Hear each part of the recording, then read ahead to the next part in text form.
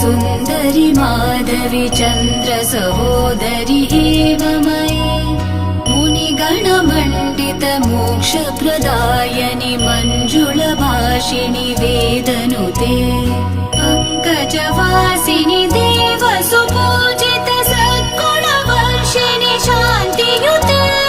जय जय हे मधुसूदन कामिनि आदिलक्ष्मि जय पालय माम् जय जय हे मधुसूदन कामिनि